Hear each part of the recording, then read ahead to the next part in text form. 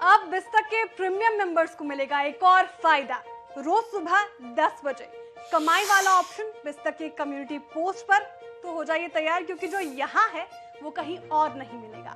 और हाँ, अगर आपने अभी तक ज्वाइन नहीं किया है तो ज्वाइन कीजिए यूट्यूब पर बिस्तक प्रीमियम मेंबरशिप।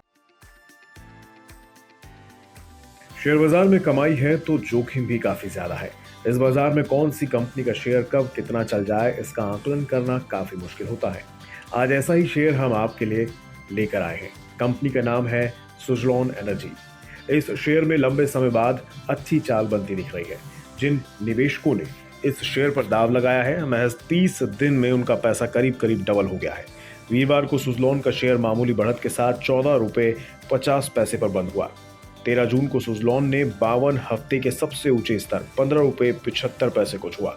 एक महीने में इस शेयर ने 76% का रिटर्न दिया। सुज़लोन के शेयर में तेजी की बड़ी वजह है कंपनी के नेटवर्थ करीब 10 साल बाद पॉजिटिव हो गए हैं।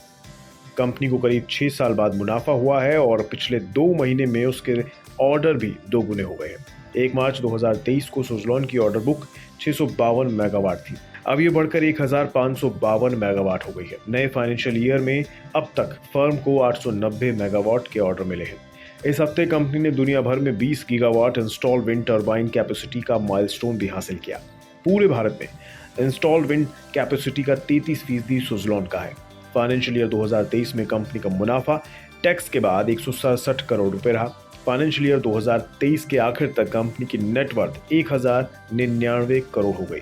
सुज़लोन एनर्जी के लिए साल 2023 अच्छा साबित हो रहा है, लेकिन कंपनी ने लंबा बुरा दौर भी देखा है। कंपनी की शुरुआत 1995 में हो गई थी। कंपनी ने साल 2005 से दुनिया भर में अपनी बिजनेस तेजी से बढ़ाने की कोशिश की और 5 साल में company top 6 global onshore turbine makers में से एक बन गई। अपनी इस जर्नी के दौरान कंपनी ने जर्मनी के रीपावर और बेल्जियम के गियरबॉक्स मेकर हैंसेन ट्रांसमिशन जैसी कंपनियों को खरीदा। कारोबारी साल 2009 तक सुज़लोन का रेवेन्यू 26,000 करोड़ रुपए से ज्यादा हो गया। कंपनी को 1600 करोड़ रुपए का नेट प्रॉफिट भी हुआ था।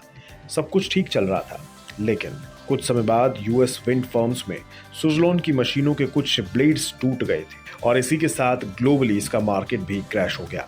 कंपनी ने फिर एक रेट्रोफिटिंग प्रोग्राम की भी कोशिश की थी, लेकिन इस घटना की व्यापक रूप से पश्चिमी मीडिया और भारत में रिपोर्ट की गई, जिसके कारण कंपनी का मार्केट कैपिटलाइजेशन 2010 में 68,000 करोड़ रुपए से घटकर 8,000 करोड़ रुपए पर आ गया। इसके बाद सुज़लोन को बिजनेस में काफी नुकसान हुआ और कंपनी को कर्ज चुकाने में असमर्थता के कारण 5 बार डेट रिस्ट्रक्चर करना पड़ा। कंपनी की स्थिति खराब होती चली गई। फिर सन फार्मा के प्रमोटर दिलीप सांघवी सुज़लोन के लिए मसीहा बनकर आए। साल 2015 में दिलीप सांघवी ने 1800 करोड़ रुपए लगाकर 23% हिस्सेदारी सुज़लोन में खरीदी। इसके बाद सुज़लोन ने लोकल मार्केट पर फोकस किया और लागत कम करने पर जोर दिया। अब कंपनी का कारोबार फिर से पटरी पर लौट रहा है। मुश्किलें काफी हद तक कम हो चुकी हैं, कर्ज ज्यादा नहीं है। यही वजह है कि सुज़लोन के शेयर में जोरदार खरीदारी देखी जा रही है। ये रिपोर्ट हमने केवल आपकी जानकारी के लिए तैयार की है। अगर आपको किसी भी प्रकार का निवेश करना है, कोई शेयर खरीदना है, तो अपने किसी निवेश सलाहकार की राय जरूर ले लें।